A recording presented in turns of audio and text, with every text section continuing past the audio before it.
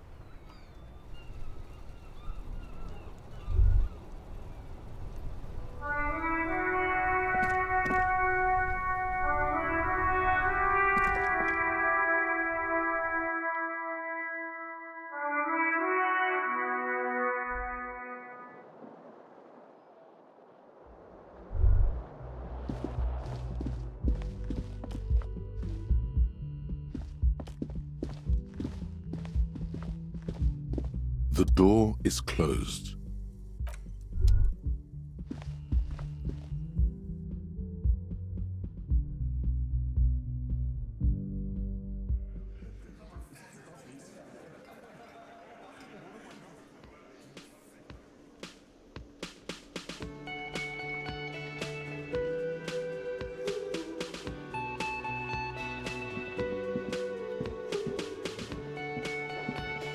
Morning. Looks like we can get to work at once. The union muscle turned up. They look rowdy. We should talk to them.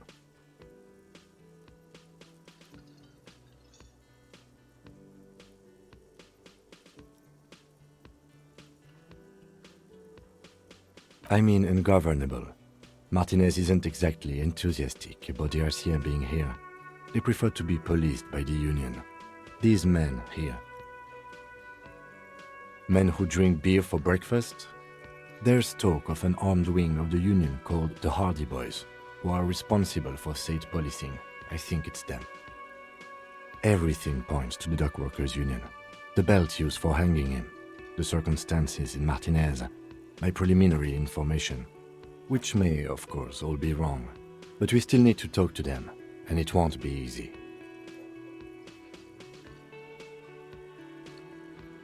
I completely forgot. Sorry, I had a rough night's sleep. It's them by the looks of it. Loud and nasty, just like the manager said. One loose thread less to worry about, and one big problem to replace it.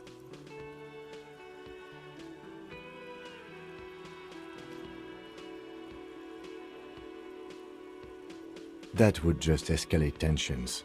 No captain would sign off on it. Solving one murder isn't worth a conflict between the RCM and the Debarders Union. In fact, even the death of 2 detectives might not warrant an all-out war. So let's keep a cool head, okay? One more thing before we do. We don't have to talk to them immediately. We can walk right past them, continue with our business. Good. A power move. Purposefully concentrate on something else first. Yeah, streetwise. Zoom right past. Do it on your own terms. They're in no hurry to leave. They think they own the place. Anyway, I leave that choice to you. Whatever you decide is fine by me.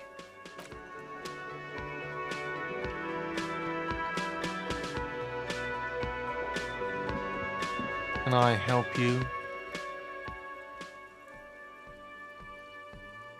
Got the 20 real? Then why are you wasting my time and yours?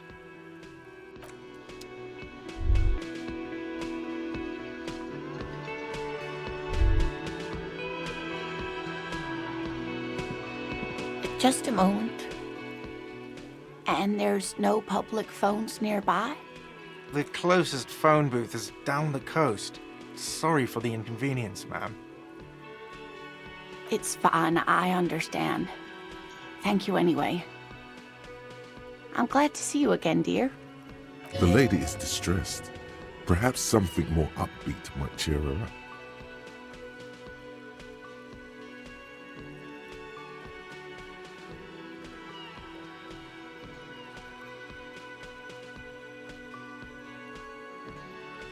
Please don't trouble yourself about me, sweetie. I was just hoping to make a call, but the Whirling's phone line isn't working. A faint smile tells you she appreciates the effort, but at the moment her mind is on more serious matters. The union office probably has a phone, but I can't really get there, or to the phone booth down the coast. And Gary's phone is dead too.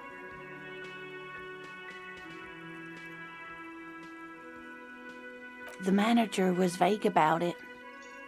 Why would he be vague about phone problems? This is something to look into later. Ask God, maybe. To let the young woman who's house-sitting for us know that we may be delayed. Morel, my husband, and our friend Gary were supposed to get back by Monday night, but they're still missing, and I haven't heard from them. I was also hoping she'd heard from Morel. You hear that? Someone's missing. There could be foul play afoot.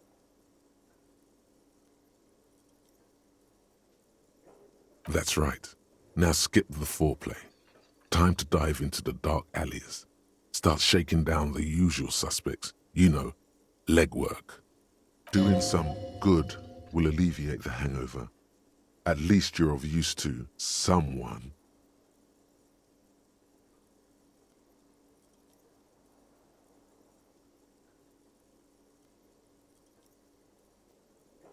That's just it. This isn't like him at all. He always plans his expeditions so carefully. But you have more important things to worry about. More important than a missing expedition? I don't know. Expeditions often lead to something interesting.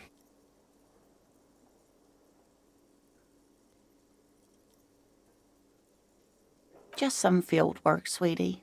Morel is a highly trained scientist. He and his assistant Gary are studying an extremely rare species of insect. But they should have returned by now. They were just going down the coast across the water lock to set a few traps. He said they'd be back on Monday. What could be keeping them?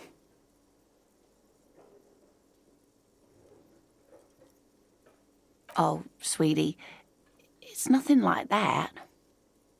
Gary's as loyal as they come. I trust him with my husband's life any day.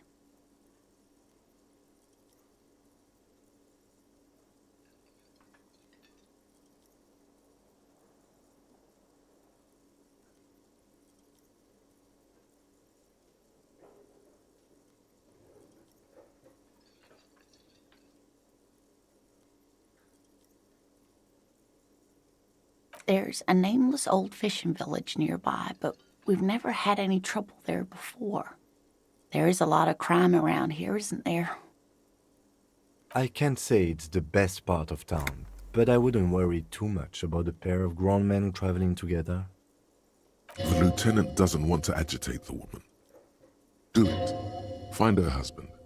This will surely lead to a cryptozoological mystery with that extremely rare insect. Some fringe science is exactly what's needed right now. Spice up that vanilla murder investigation. Are you sure we have time to go chasing after bug hunters just now?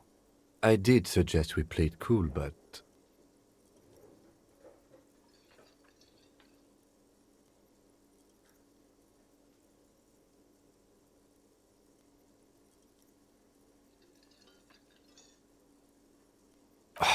if you say so. Oh, thank you, officers. Truly, I'll be right here if you come across any sign of Morel. Oh, yes. A zoologist. A cryptozoologist, to be more precise. It's a pseudoscience that attempts to legitimize research into mythological beasts and urban legends. That's one opinion, yes. And people are entitled to their opinions. My apologies, ma'am. I did not mean to undermine your hobby. It's not a hobby, dear. It's a subfield of zoology, one specializing in animal species that are so exceedingly rare that many assume them to be extinct or even fictitious. Searching for such species called cryptids is difficult and often thankless, and frankly, many scientists are too lazy to do it. Universities these days are rarely interested in supporting real research. She's completely internalized her husband's struggles. They are her own. Oh dear, I'm not sure where to begin. Well, his expression is slightly grumpy, but his eyes are always bright and curious, like a small boy's. And his palms are quite coarse from all the field work, but he's quite gentle. It's always a challenge to describe the person you know best in the world.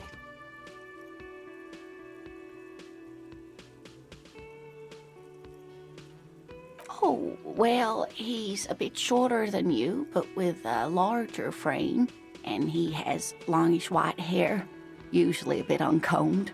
You might say wild, even. The lieutenant pulls out his notebook and begins jotting down the woman's description. One other thing, he'll likely have all kinds of field gear on him, even if he's not out in the reeds, just in case. We'll be celebrating our 16th anniversary this autumn. Not the most numerically satisfying anniversary, but I like the less obvious milestones even more somehow. Via dating agency, I'm ashamed to say. I was looking to get back into the scene after recovering from my accident, and he'd just divorced. We hit it off, and, well, here we are. She's skipping over some important parts. Perhaps you'll find out more later. I hope I've been useful.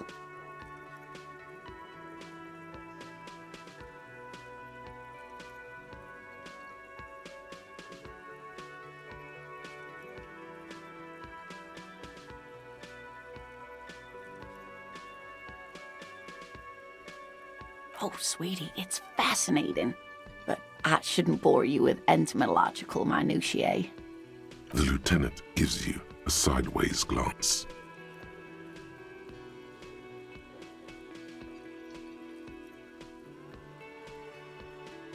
Of course, dear. Sometimes the most charming thing you can do is be reasonable in your requests. I suppose you could use a break and I could use a distraction. One cryptid, like you said. One. This can't turn into some kind of cryptid extravaganza. We have things to do. He nods and assumes a waiting posture. Ooh, tough choice there.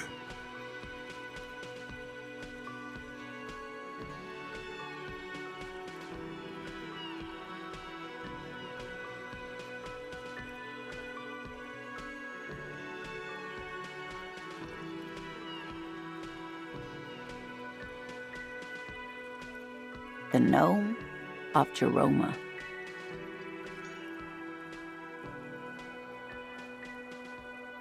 Oh, it is. None of his victims survived. Grieving relatives never even found their bodies because the gnome's venom dissolved organic tissue. It was reportedly a small creature with webbed fingers and a protruding forehead and a ungainly little thing. Quite scary to look at. A couple of campers found it when it was already dying. They heard an odd wailing in the woods and followed the sound. They were scared and wrapped it in tarpaulin to suffocate it. It still took the Gnome of Jeroma an entire day to die. If the body of the creature was found, why aren't there detailed illustrations of it in science textbooks, confirming the existence of this very little species?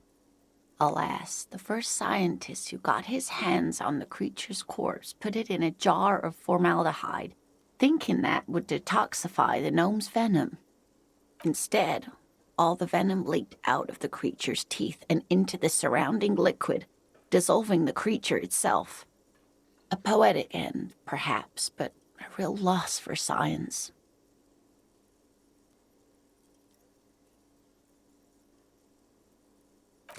Of course, dear.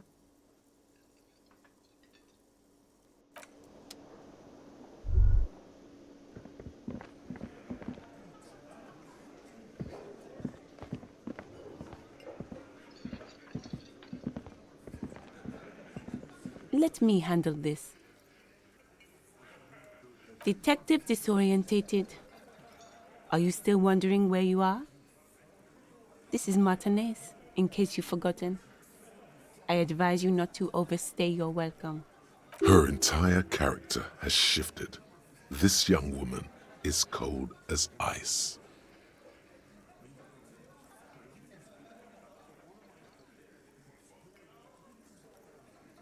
That's right. I am not a gardener. I'm a legal counselor for the Dock Workers Union. So let's get to it. You're looking for Titus Hardy?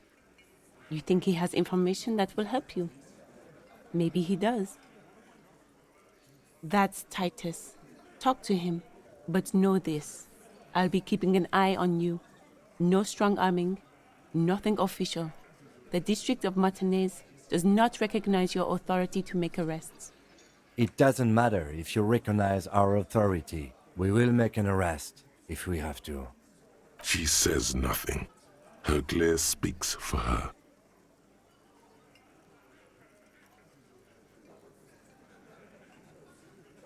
Aggressive? You make your living enforcing violence. These people are just dock workers. Just dock workers? Do dock workers spy on the police? We let you off easy, miss. Don't think it will happen again. Listen, you moral intern lackeys. You're a mob, enforcing the unlawful privatization of Revachol. 20 fat men in the Occident are stealing it all, and you're their bodyguards. Fuck yeah. So ask what you came to ask, or get back to your commanders.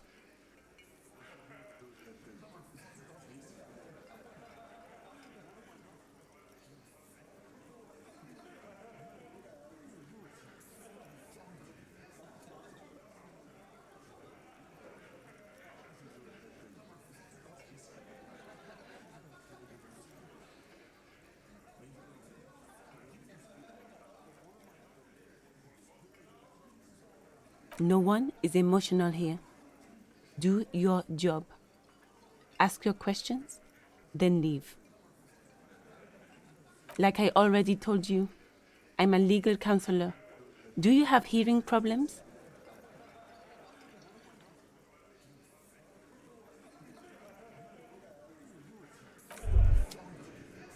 What's this? We're getting reports of normal, reasonable, temperate political opinions somewhere in Martinez.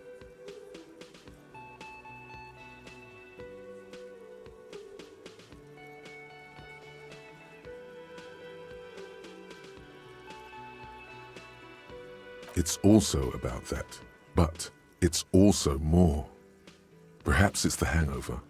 Perhaps it's a temporary surge of serotonin, but something tells you it's time to become a citizen of the Kingdom of Conscience.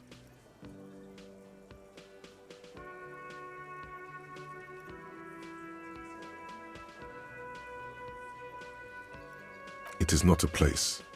It is a moment in time that can only arise in the right circumstances. In all of human history, it's only been achieved a handful of times.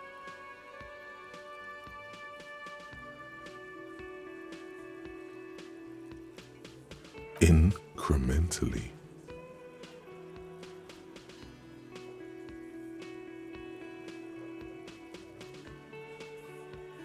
History's greatest catastrophes have been brought about by people trying to make the world a better place too quickly. That's the genius of Dolores Day. She recognized that progress is meaningless if its gains are lost because of instability. Real, lasting change can only come about gradually increment by increment.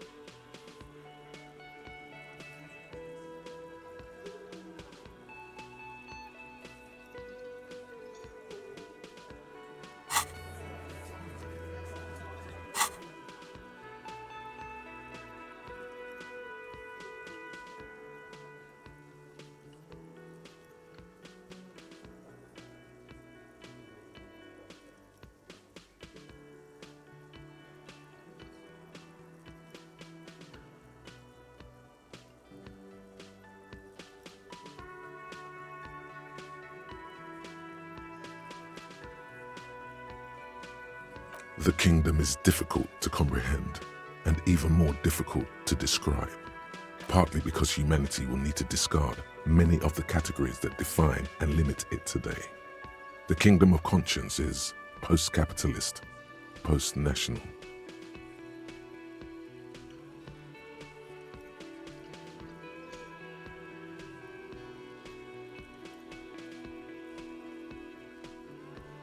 It's also post-industrial, post-ideological, and even post-sexual. What you want is immaterial. The kingdom of conscience is coming, whether you like it or not, only very slowly.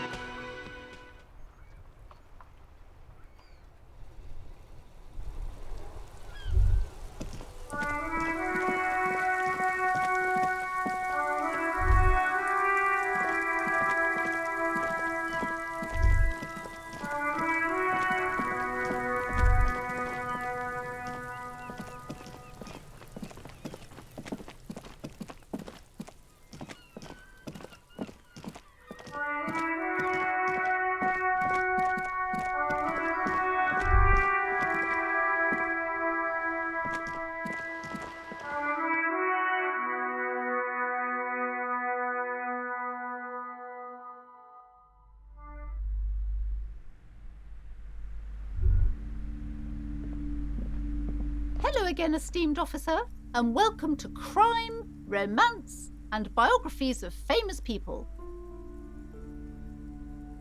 A fridge? No, I don't know anything about a fridge. Aren't you interested in books? For whatever reason, she's lying to you about the fridge. Seems like you have to find your own way to the cellar.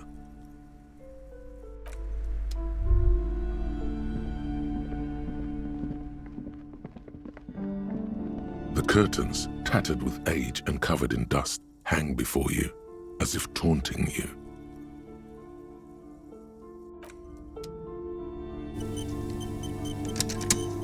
The curtains, tattered with age. Just as you're about to pull apart the curtains, the petrified voice of the shop owner cries out once more. Sir, don't touch that. I told you it's off limits for the customers. Parapsychologically speaking, we're done if you decide to open them. I won't be held responsible for the consequences. It's too dangerous. She looks away, mumbling. Why is everyone always messing with the curtains? Why can't they just buy books like normal people?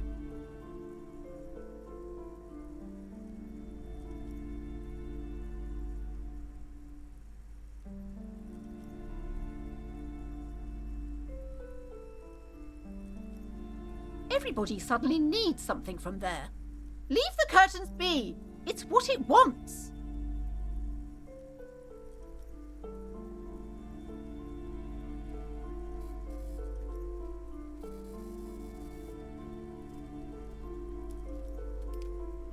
No, it's just a storeroom for the employees, I told you. Now please step away from the curtains. Why? It's not like anyone was killed there. I'm sorry, I don't mean to be so impolite. Just please don't go there. I can't allow that. You'll only make things worse and unleash the powers.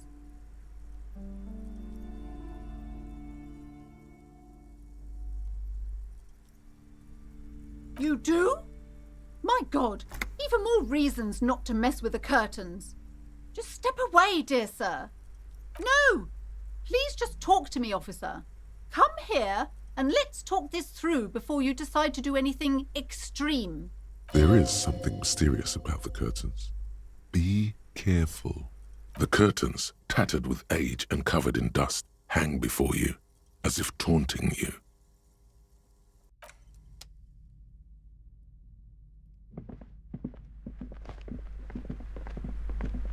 Hello again, esteemed officer, and welcome to Crime, Romance, and Biographies of Famous People. I already told you, it's just a storage room for employees. I don't understand why it's so important to you. Just let it go, officer. Go buy some goddamn books. You're supposed to be drawn to the books.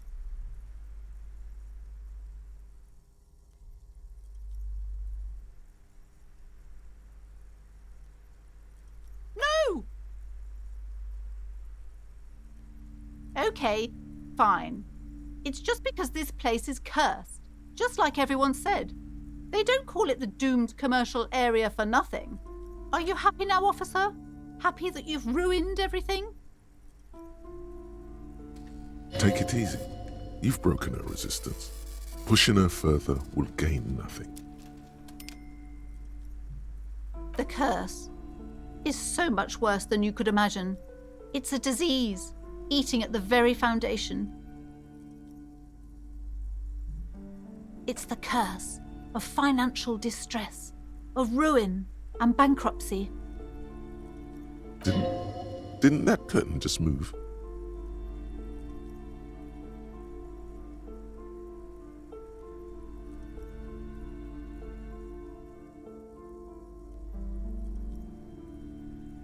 Everyone knows that all the previous companies in this building have sooner or later declared bankruptcy, and their malicious spirits are still here, feeding off bad business practices and disappointing income statements. There's something wrong with this building, I can tell you. Ever since I arrived, I've sensed an eerie, lingering presence, as if I was unwanted here.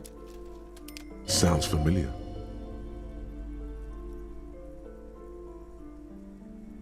Truly so? Perhaps the dark energies are leeching off you. You shouldn't stay in the store too long. It may be dangerous. It's not good to talk about the curse, not in detail. The negativism, it's dangerous. Talking about the void wraiths angers them. Wow. Void raves. You have new words. Yes, I've contacted numerous parapsychologists and even a pair of Simonese mediators. They provided me with the wards. The wards help to keep the doom at bay and protect us against the darkness that lies further in the building, even though now I fear it's not enough.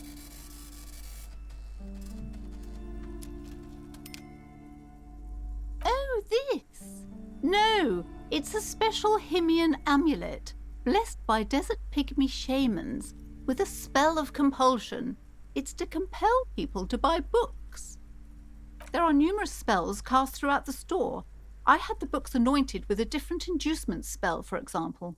It's guaranteed to boost sales 15%. Most certainly not. I don't want anyone who's not familiar with the psychic arts to get involved in this mess. Stay away. Leave the spirits be, so they can return to their slumber. Psychic arts? Sounds right down our alley. Tell her there's a dead body involved. That will make it easier.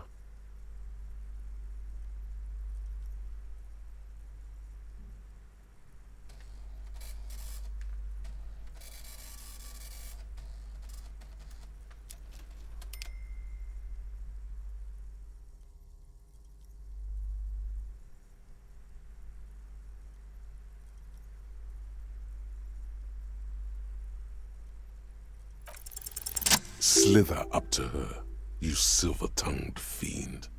Show her what world-class perfidy looks like.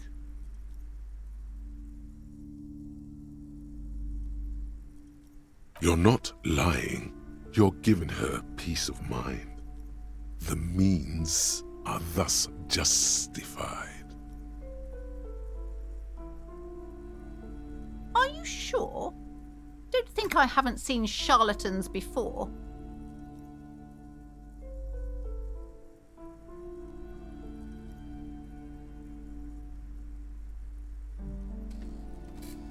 You're no paradetective. You look nothing like one. And you're clearly a drinker. Pardon me for being so blunt, but... The lieutenant keeps his usual stony calm. He silently picks out his notebook. Go ahead then, rock her world, he thinks. I'll compose some notes.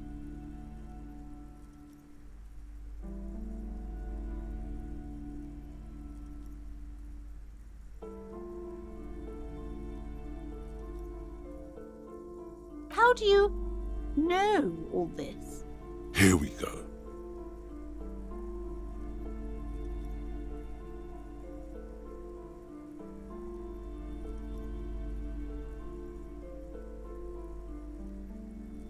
I should have realized.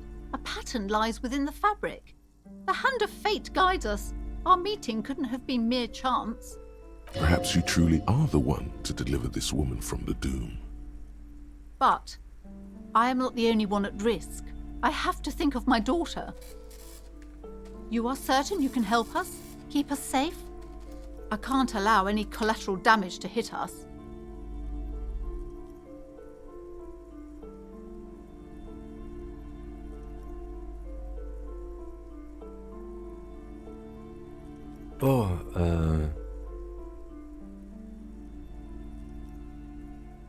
Certainly so, ma'am. I can assure you my partner is eminent in this particular field. If you promise, good officer, then you might be our last hope.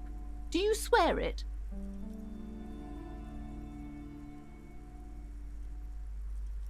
Thank you, sir. There's one more thing I haven't told you about yet. The entity. Do not act surprised. You know of these things, sire.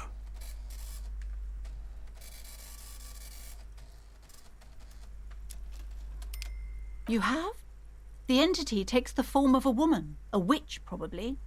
I've suspected that she must be connected to the curse ever since I first saw her. Did you know that she lives inside the chimney?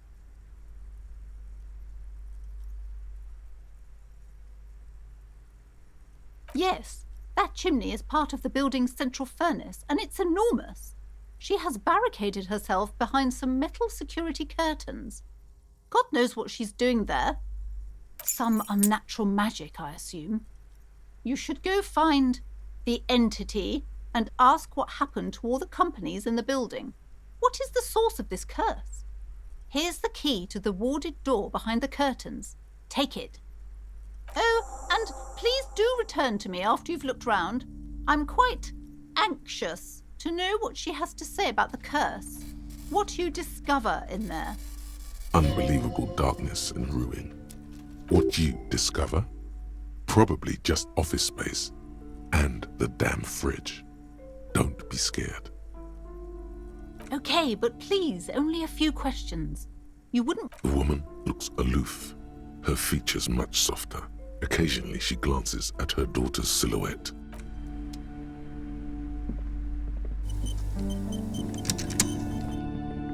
You see a set of tattered curtains blocking the way to another room. A strange cage-like trinket dangles from the curtains. You see a dimly lit room full of dusty furniture and trash. A doorway stands in the back, covered in dozens of scary little Seminese wards, your shadow looming over it like an omen. Oh!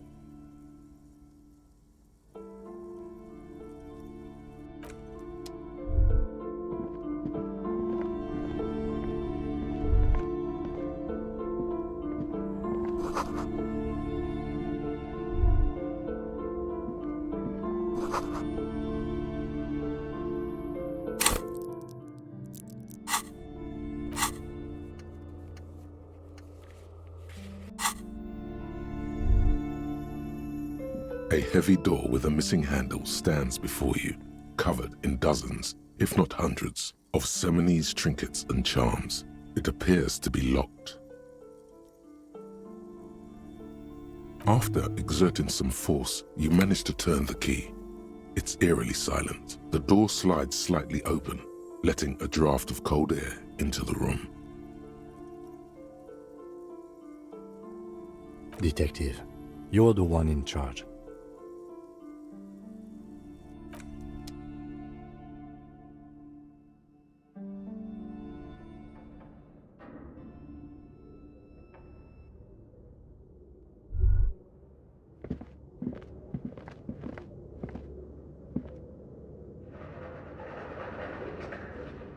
What is this place?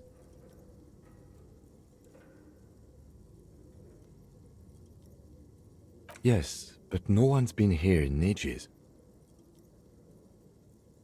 I doubt the electricity still works. Good thing we have a flashlight on us. Don't forget to take it out of your bag before we move on. An eerie feeling rises in your chest.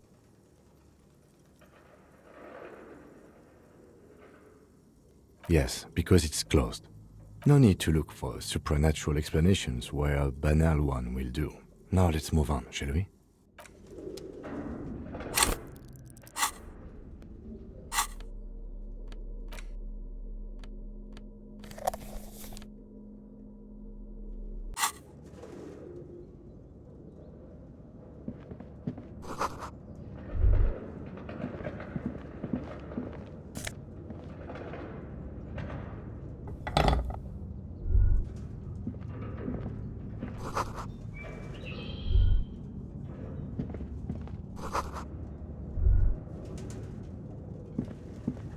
A barbell lies on the floor. The color has worn off its weight plates. It's 60 kilograms. Your triceps hum at the sight of these weights. Show the world what kind of beast it's dealing with. Lift them. There are no collars on the barbell. This is a safety hazard. Why does it feel so familiar?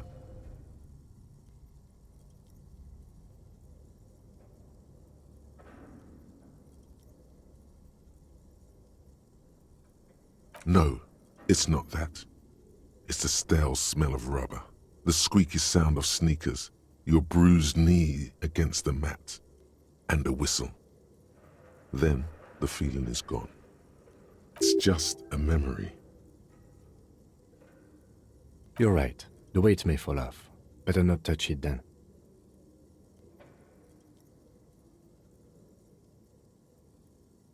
It would be a violation of EPIS safety regulations if the gym was still operating, but it isn't. No one's supposed to come here anymore.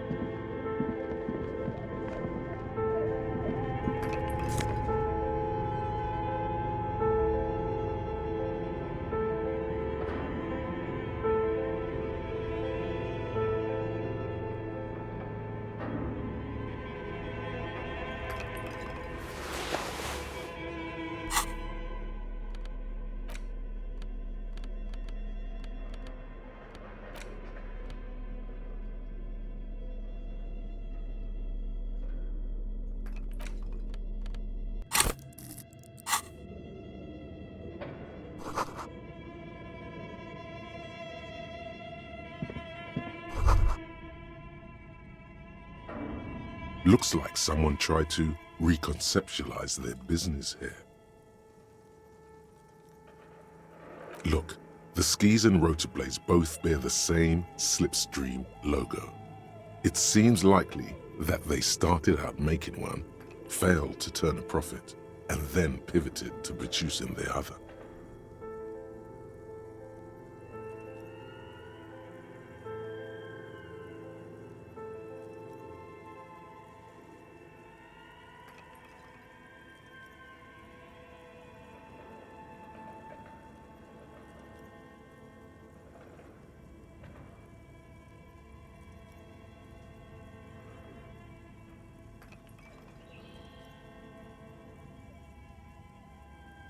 That's a good question. Reality is ruthless.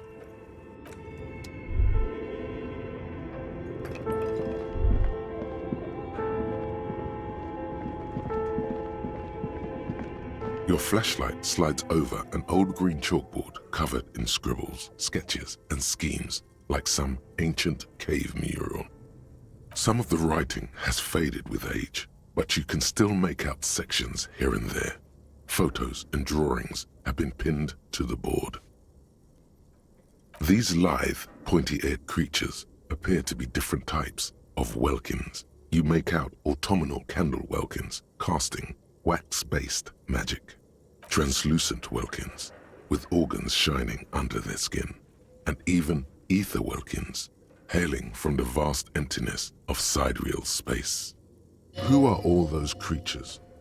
Fantasies of a tortured, feverish mind?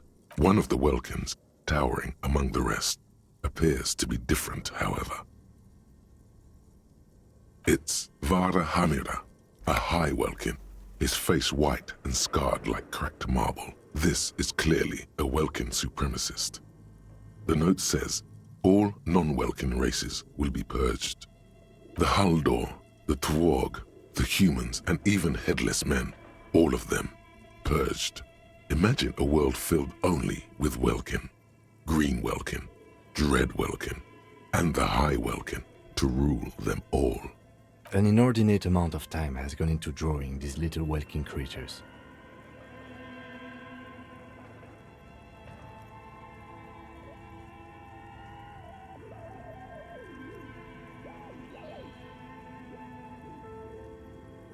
Some people really like building a world, I think, even if it's just for a game. This looks like concept art for a project. It's not really real. Political commentary. That one has a great beard too.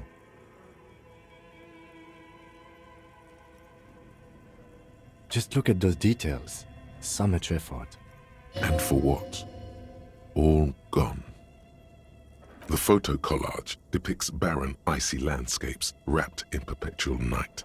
You see permafrost and glacial landforms, dead trees grown in under the snow. Entire oceans have been frozen from shore to shore. There are pictures of settlements on dried-up riverbeds, abandoned in a storm. Animal corpses in the dark, carcasses and bones. You see primitive oil rigs built into glaciers, boreal dvorg, yurts under the snow, great mammoth-like beasts of burden. A pinned postcard reads, "The heat death scenario, a desperate fight for geothermal energy engulfs the world as Wirral becomes untethered from its sun, drifting through the universe." This is a monthly calendar from the year 50. Cryptic words like sprint, daily minimi, and GPI span the marker-drawn grid, the grand scheme of production and money.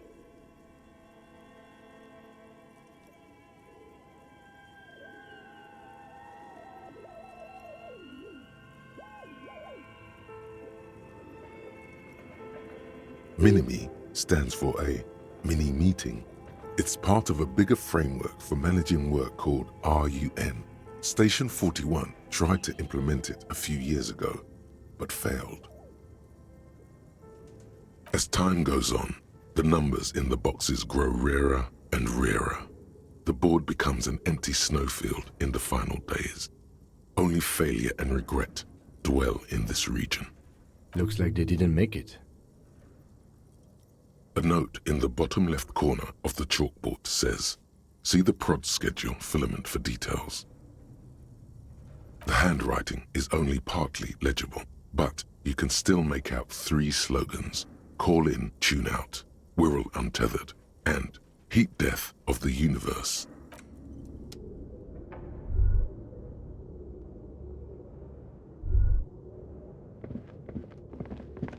This appears to be some kind of machine with a cube-shaped heart and a wired framework. The keyboard has a rectangular on-off button. A piece of paper still hangs from the printer. A radio computer. Just sitting here without anyone inside. But we are looking for a fridge, and we are pressed for time, so... On the other hand, it's not that I'm not interested in abandoned radio computers. The machine lights up like some prehistoric animal stirring from its slumber, revealing fluorescent play and print keys on the keyboard. The hatch on the machine's central compartment is wide open. Nothing happens. Nothing happens. Nothing happens. It's empty like a beehive without its brood. Some cables have been left dangling, disconnected. The filament you have would fit perfectly inside the compartment. Like a smooth drawer, the filament slides into place. On the keyboard, the play key starts blinking. Nothing happens. A bar of fabric right above the keyboard starts producing a soft hum. The sound of static seeps through the machine's planar magnetic driver. Have you stirred the ghost of the doomed commercial area from its rest? Could this be its dismembered heart beginning to flutter?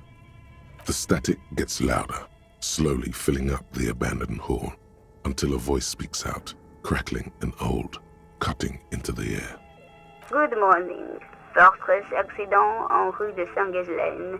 This is East Insulindian Repeater Station 1. Please repeat. Is this the production schedule?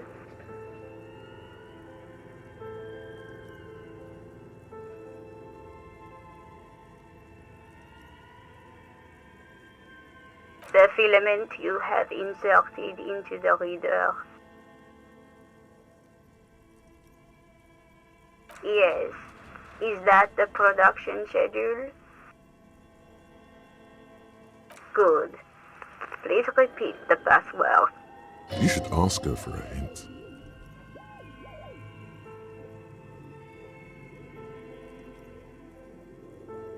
No. A hint system is not part of the protocol for repeater stations.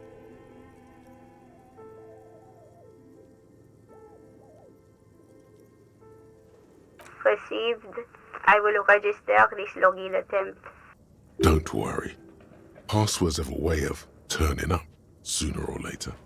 Fortress accident. Is there anything else I can do for you today? Fortress accident is the company on whose name the terminal you are currently using has been registered to.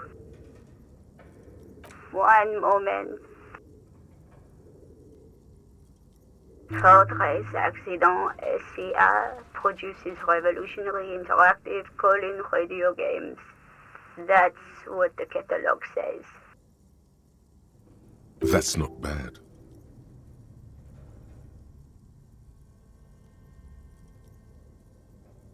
Any other questions?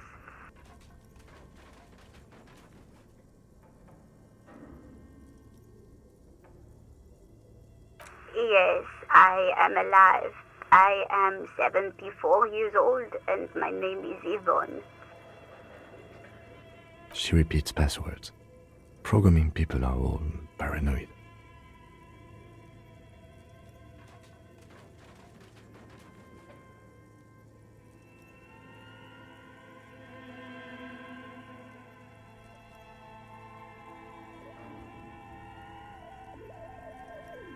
They are merely cautious. It's my job to protect their filaments as a password repeater at the East Insulindian Station. I work as a repeater at the East Insulindian repeater station. It's my job to know where you are, Fortress Accident. As for me, well, I am sitting in my cubicle, surrounded by a wall of radios. Doesn't it get lonely, sitting there all by herself? Lonely? Why would it get lonely? I get to talk to people all day. That's why she does this. Now, please tell me if there's anything else I can do, Fortress Accident. Thank you, and goodbye. Tiles on the cube are still smoldering, casting the framework in a soft glow. Fluorescent play and print keys shine on the keyboard. The filament slides out of its glowing nest.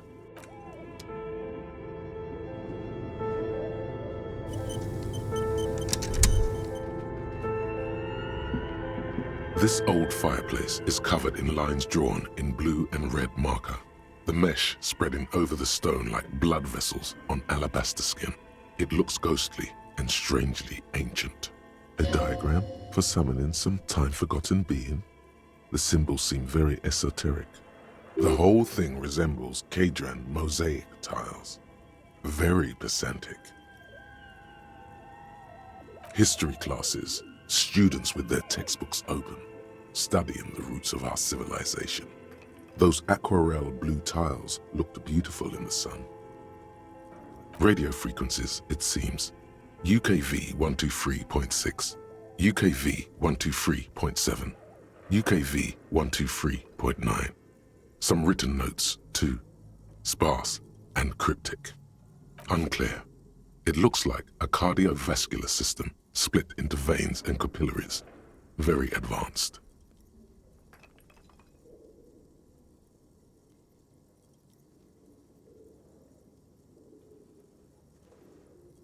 Perhaps the web is comprised of radio stations, all lead back to one red heart, titled the Game Master Frequency. A note says, this one can listen in on any station it wants. Someone very important, the leader of a massive on-air game built by these people. A conductor for the hundreds of story threads that pass through the Game Master's frequency. Whoever decides to call in to a call-in station, it looks like. All of this is gone, left unrealized. There's no way a little basement studio working here could pull anything like this off. My God. It's as if the less money they had, the more ambitious their project became. The schedule. I know doom when I see it. The company was running out of funding.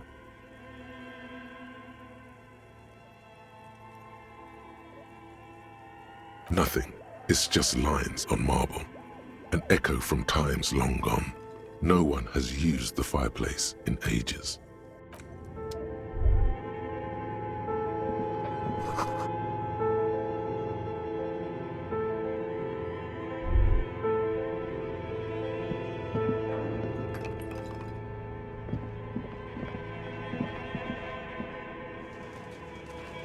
Okay, what do you think is going on with that computer, chalkboard, and fireplace?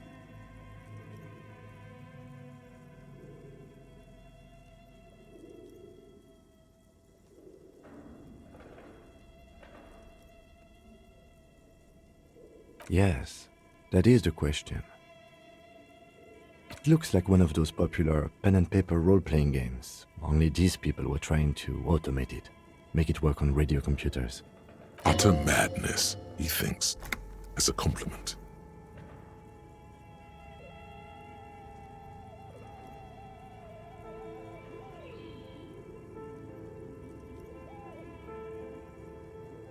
Indeed, those Welkins are a dead giveaway. Role-playing people love that stuff. The world looks like a modified version of the We World board game, with hit death thrown in. Super cool. Someone should give them millions of real immediately. This game is too good to be left unfinished.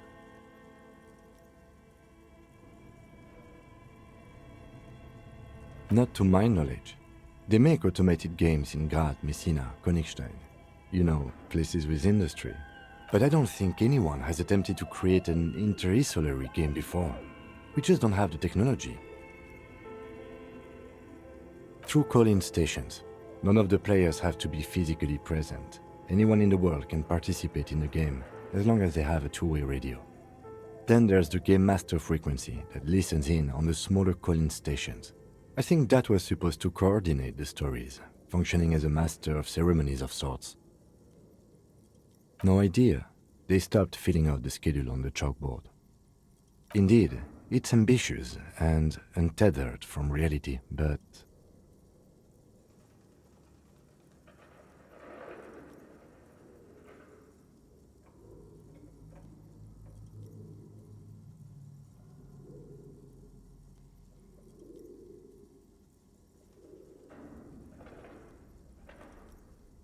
It's too late for that, I'm afraid. Okay, let's keep moving.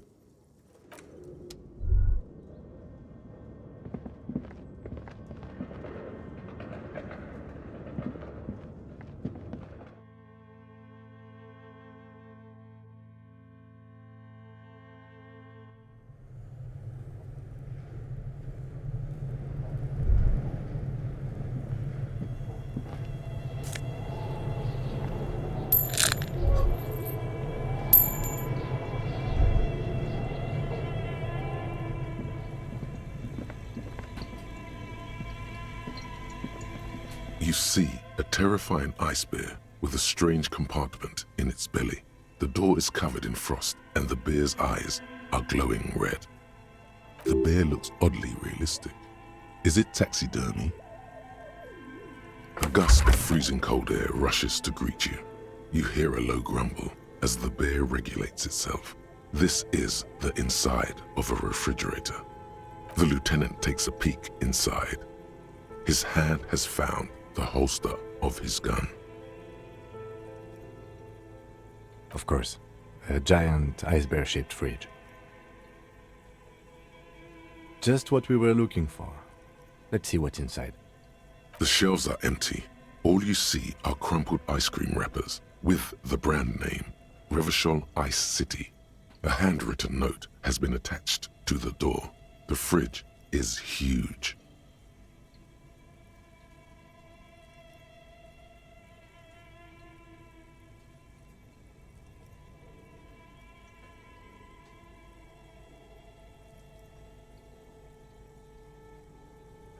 It's certainly an eccentric choice, but it is capacious and cold enough, too. But the optics on this are awful, he thinks. We need to be as silent as we can. Your visual confirms you could fit 2 more bodies in the ice bear fridge. Shall we go and get the body, then? I'll take the head, you take the feet. The stairs won't be easy, but we'll manage. The body is heavier than you expected and stinkier. It takes half an hour to get it down to the basement, then 10 more minutes to stuff it into the fridge. The lieutenant takes a step back to admire your handiwork. Beautiful. A dead body in an ice bear fridge. This is some of the best police work I've ever done. You have created an ice bear sarcophagus.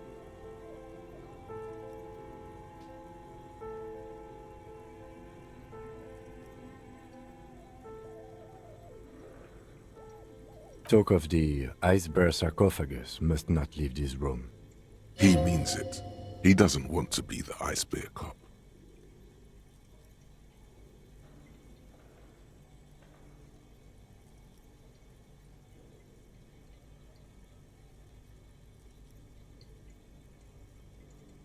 Did we though? Okay, maybe we did. At least we've stopped the body from decomposing further. Now you can conduct another inspection under controlled circumstances. Inside the icy realm of the ice bear fridge, the corpse stands slumped, waiting.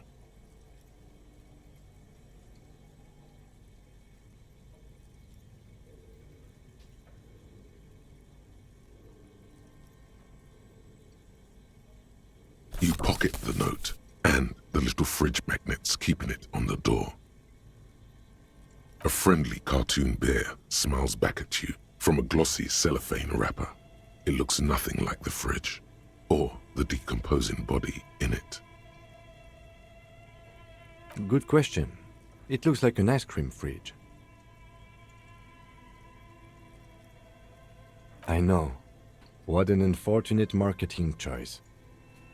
What is even worse, the bear is still costing them money to this day. The electricity bill must be catastrophic. On the other hand, it did help us with a certain corpse situation. Lucky us.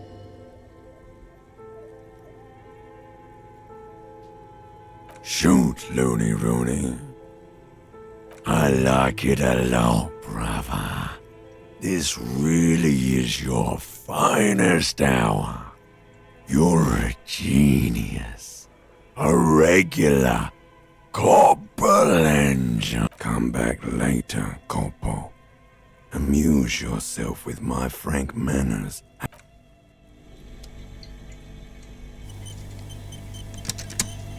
The bear's eyes are still glowing red. It's guarding over the freezing corpse hidden inside. You touch the dead man's body. His skin is cold, light blue and silvery in the light of the fridge. You still have no idea where to begin, or what to even do with him. It'll come to you sooner or later. At least he's safe here until then.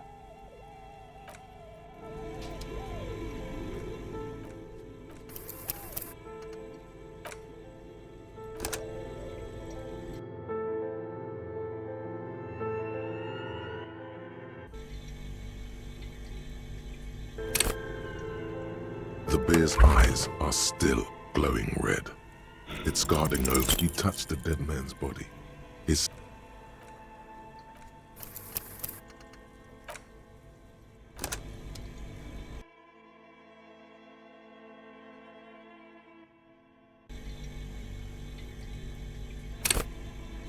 The bear's eyes are still glowing red. You touch the dead man's body. His skin is cold.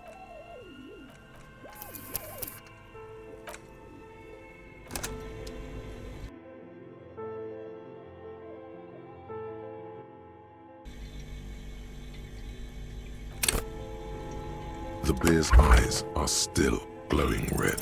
You touch the dead man's body. His skin is cold. It'll come to you.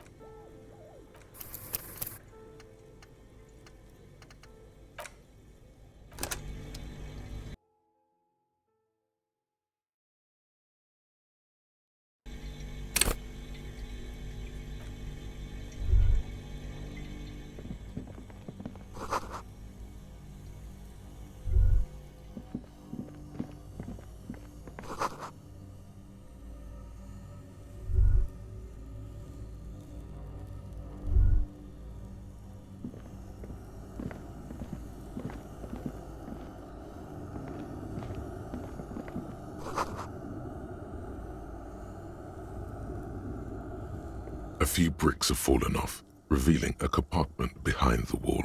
It's too dark to see in.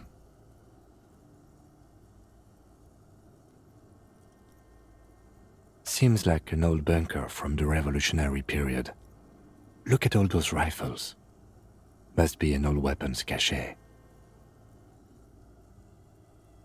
There is, yes. And there also appears to be something inside the hole. Interesting. Do you want to take a look? Your hand reaches deep into darkness and spiderwebs. Rummaging around, you find rusty rifles hidden away. Are these any good?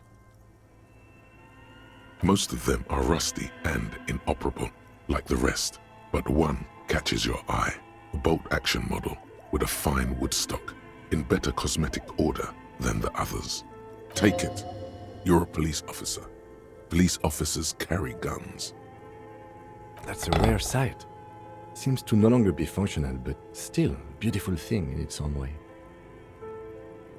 It means there are firearms, albeit inoperable, still lying around in Martinez. It's an interesting coincidence, I would say. Might come in useful in the future. He likes this find.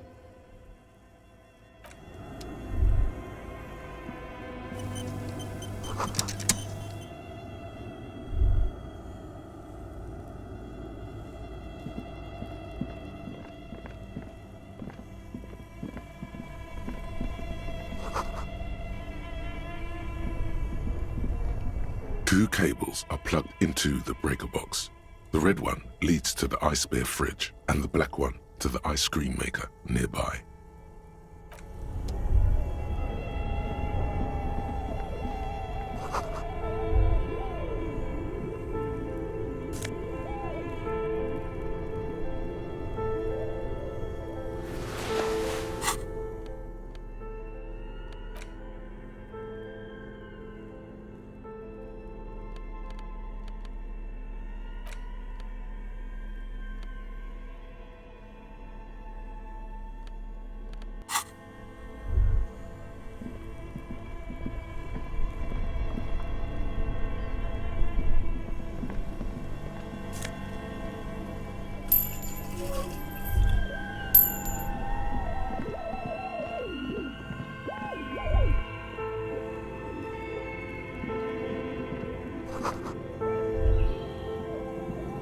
A thick layer of coal dust covers the furnace, coloring it pitch black. Looks like this furnace has a face, and it's a face of agony.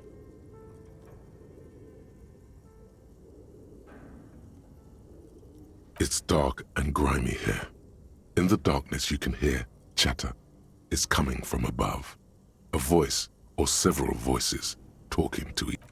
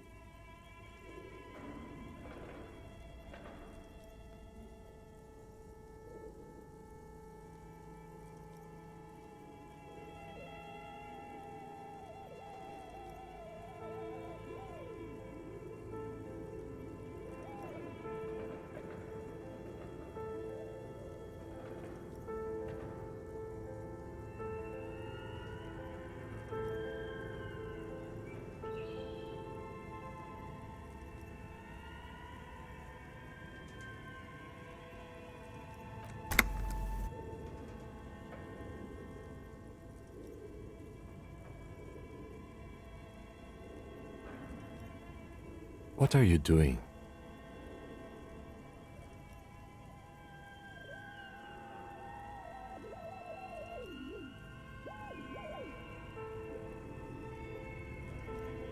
Wait, really? You should investigate, see if someone's upstairs.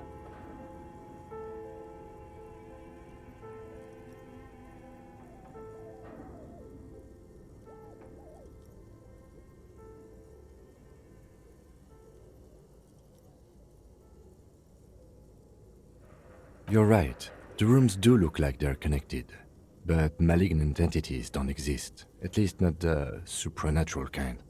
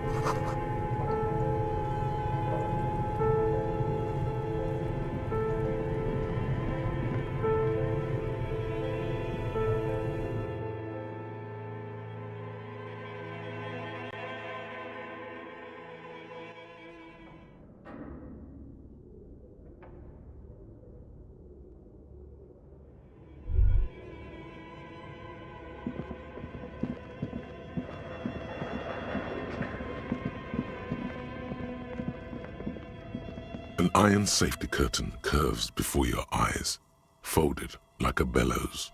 It covers half the room, blocking the way into a colossal industrial chimney. This must be where the entity lives. This is directly above the central furnace in the cellar. The voices probably came from here. What an odd thing to do. Nothing happens.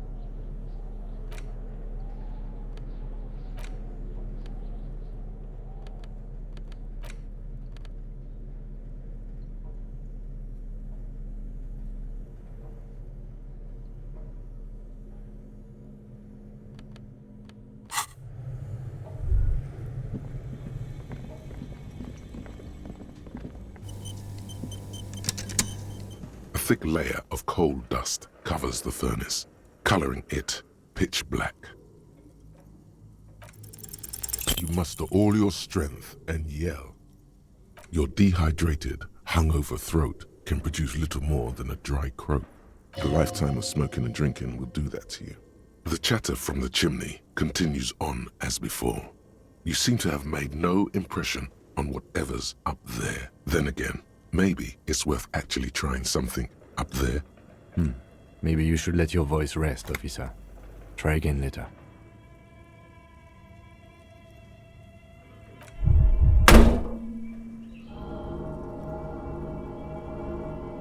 A hollow ring echoes through the furnace.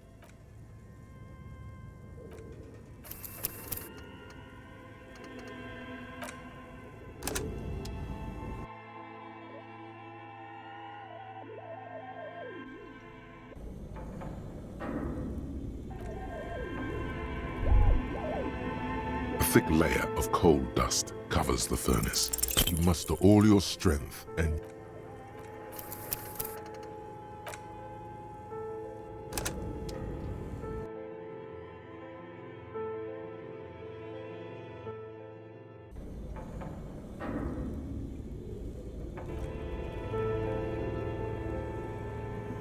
a thick layer of coal dust covers the furnace, coloring it. Something breaks loose in you. A mighty bellow echoes throughout the chimney's depths. The chatter of tiny voices above suddenly cease. Then, Hello? you've awakened the entity.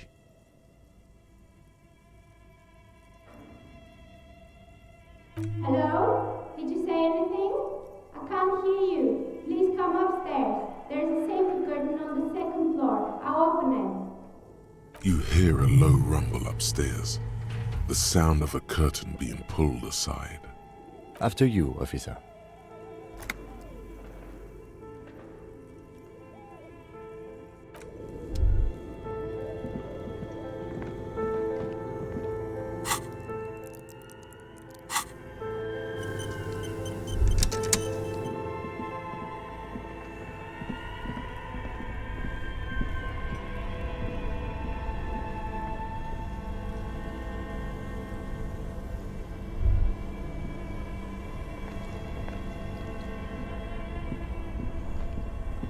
Two cables are plugged into the breaker box. The red one leads to the ice bear fridge and the black one to the ice cream maker nearby. Something close to you dies with a soft electric purr. Why did you do that?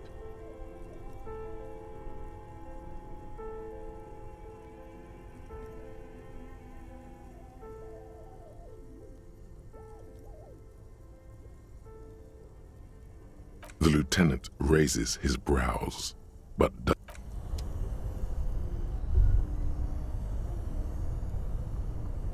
only the red cable is plugged somewhere. A machine hums along with the current.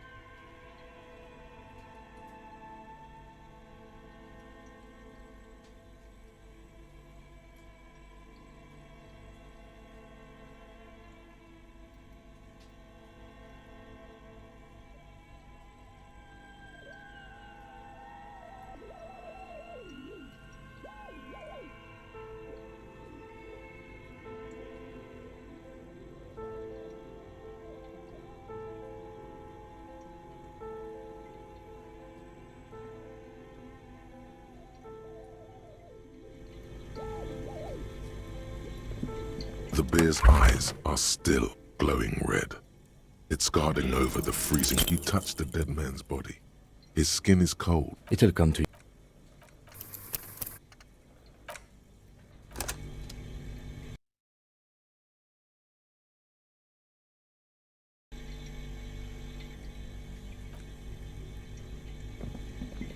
The bear's eyes are still glowing red. Your arm reaches out and your eyes close, as if by their own volition. It's dark all around. You feel cold, dead flesh through the latex glove. It's right under the palm of your hand.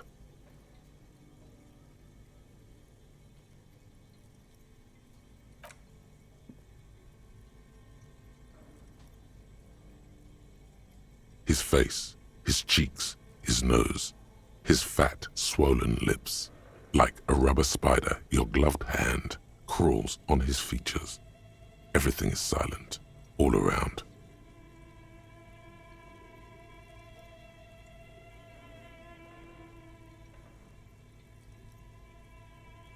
You pick it between your fingers. The mass is even larger than your nose. Very porous somehow, like it's about to pop. Keep crawling, lest you break it. They are swollen shut. You need to really push to get in. Only the little one fits. The flesh changes shape as you bore in, searching for something in the cartilage. The thing you're looking for, it's not here either. Crawl out, spider.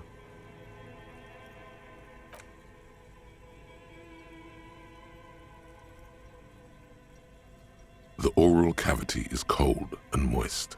A ball-like tongue attaches itself to the base of the mouth, lolling around like a scallop. You're on the right track.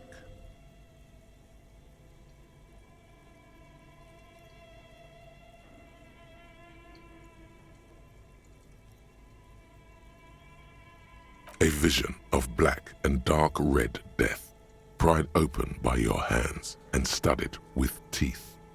Looks like he's laughing. Death fumes rising from his throat. And there, in the back of his mouth, above the bell of the uvula, right in the soft palate, you see a hole, barely visible to the human eye. It is swollen shut, almost vanished. No larger than 0.4 centimeters in radius, the edges appear darkened. An abrasion collar. This is what we're after.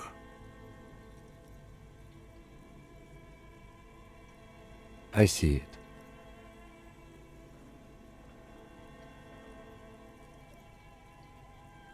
A black trickle of liquid runs into his throat from the wound. Your index fits right in there.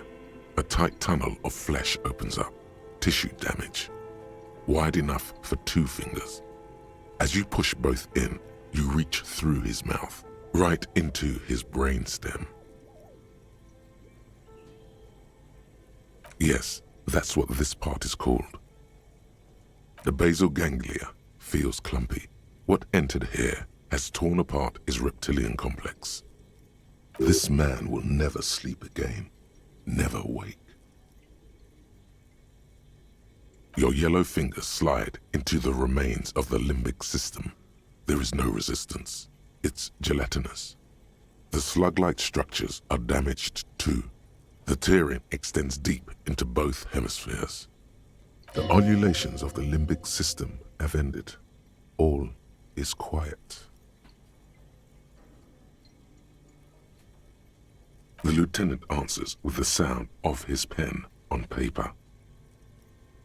Your fingers are all the way in now, reaching toward the inside of his skull. The cavity goes further, but the entry wound isn't wide enough for the rest of your hand to follow.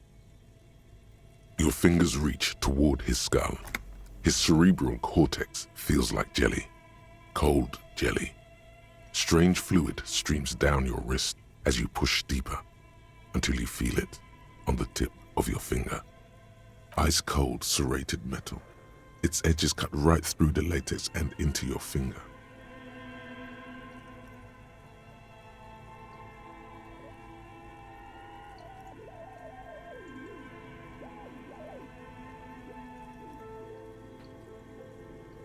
Can you get to it? There's a tiny crack, a protrusion in the cranium, right in the back of his head. Your finger must be pointing straight at it, from the inside. The object that is in there stops just short of the skull, in the encephalus, knocking this tiny fracture into the cranium. We have the makings of a very small exit wound here.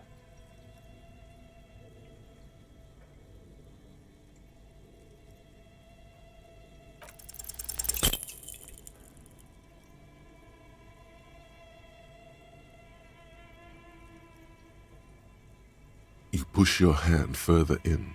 Whatever is in there keeps rolling between your fingers as you beckon it to come out. Out comes his small folding knife. The lieutenant moves its blade across the man's skull, searching for the exit wound. Withdraw your hand 4 centimeters, please. With a crack, he punches the knife in the skull. Then, one more time, and one more, until the bone comes loose, like eggshell. Inside, you feel the jelly move from his poking.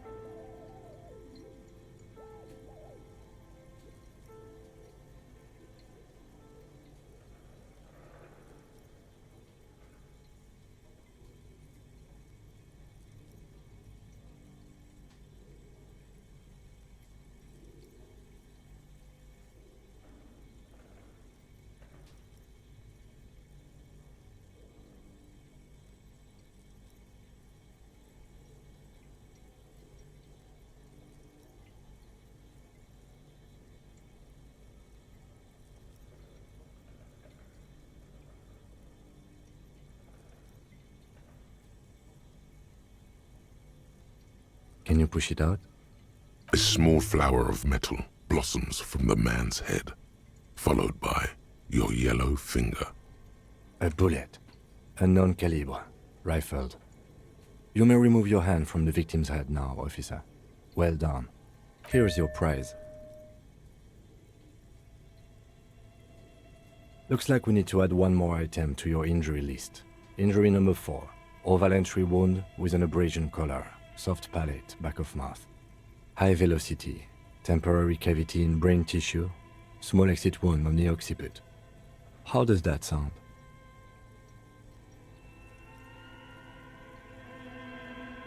Opinion, fatal injury.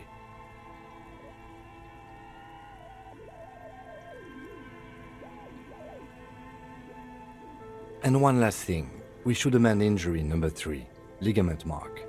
New opinion, non-fatal, post-mortem, treatment. He's proposing the bullet was the real cause of death, and the hanging an attempt to conceal this fact.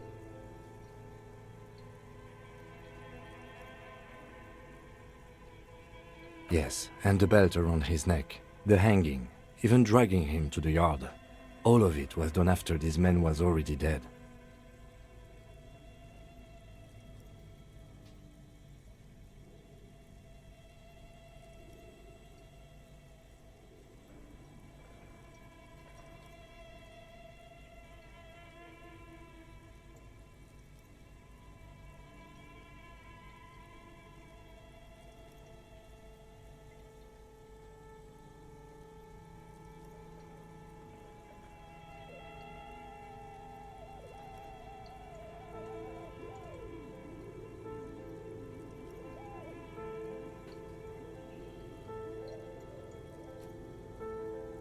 I did not just come up with this.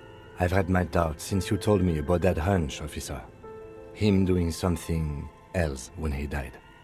I don't have intuition. I don't usually trust it. But it made me doubt. There have been other signs too. Small details. Everything is too neatly designed for us to assign probable cause here. As we did, full-heartedly.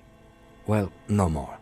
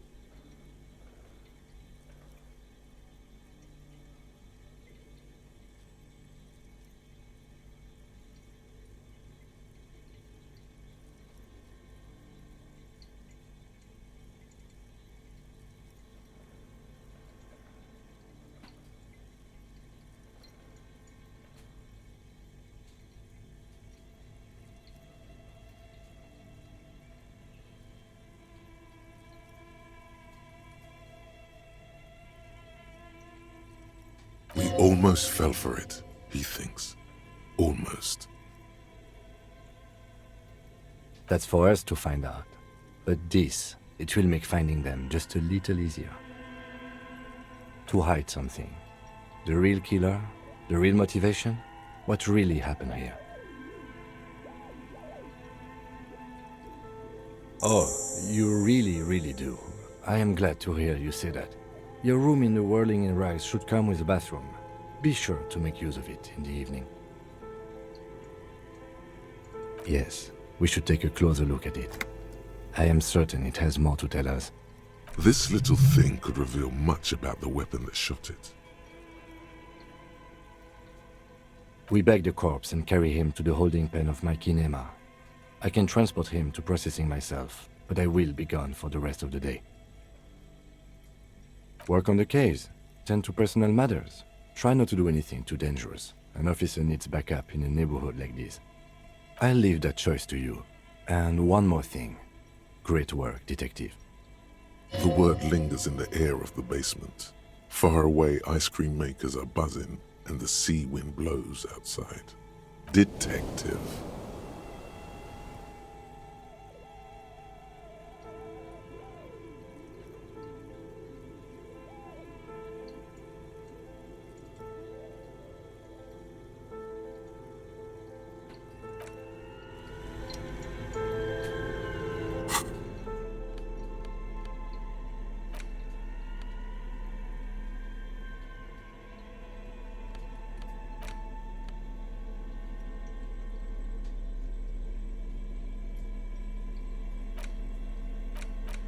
The note is written with a blue pencil on a piece of lined office paper. The kitchen magnets have left spots on its surface. Does it say anything interesting? This is tangential at best, but the lieutenant's detective instinct is still active. Someone has scribbled, S. I can't believe the off-site copy is still here. The illiterate ginger kid keeps stealing stuff from the studio, so I had to hide it somewhere safe.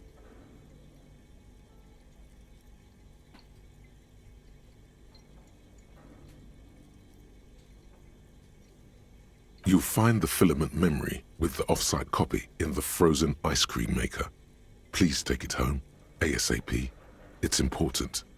I'd do it myself if I lived in a civilized place with a freezer. Take care, Sully Soif.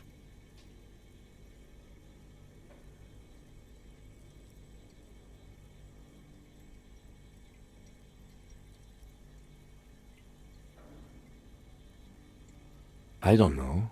I assume it's somewhere close to the ice bear fridge. Didn't you see one right next to the breaker box?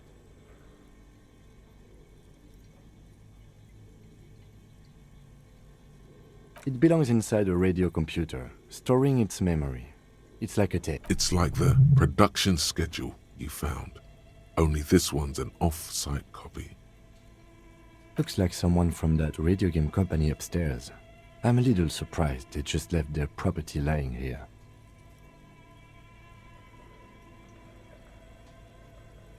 That's a plausible hypothesis. Really? You don't have a single guess? Oh, I'm sure that child would love to get his hands on a filament memory. Even if he doesn't know what to do with it, he'd probably try to pawn it for speed, based on our encounter.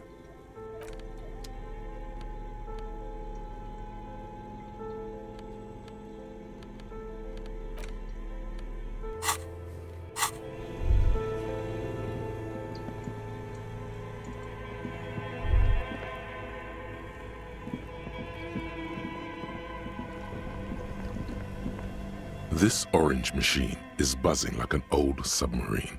It has a hand-cranked ice cream churner on top and an electric freezer that appears to be frozen shut. You slip your fingers under the frozen lid, but the ice is too cold for you to get a good grip. A pry bar would come in handy here.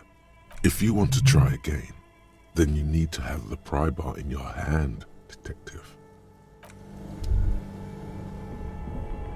Two cables are plugged into something close to you. Why did you do that?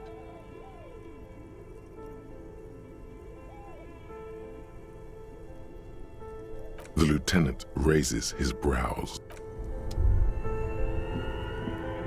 This orange machine is dead still. Turning the crank feels oddly satisfying, like stirring your childhood dreams. In the distance, you hear water dripping. It's all gone now. You'll never become a poet or an entrepreneur.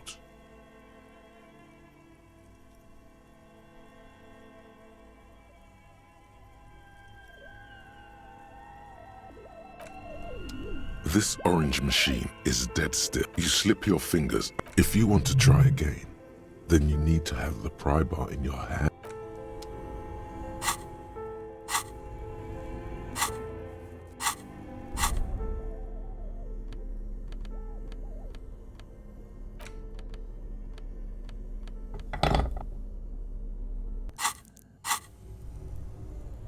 This orange machine is dead still. It has a hand-cranked ice cream churner and an electric freezer. The ice around it slowly melting.